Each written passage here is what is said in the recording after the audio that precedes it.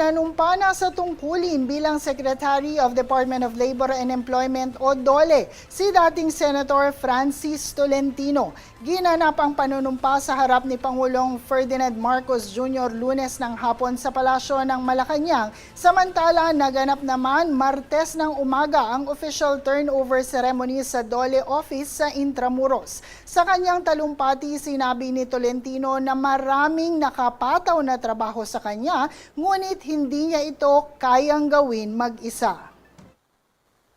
A lot of things would have to be done to revive the economy, to serve the working class, as well as to balance the needs of the management, the manufacturing sector, and the rest that helps the Philippine economy.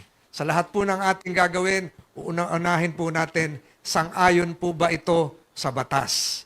Pangalawa, makakatulong po ba ito sa manggagawa?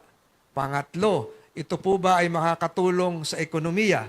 At sakop na po nito kung ito rin ay makakatulong sa mga namumuhunan.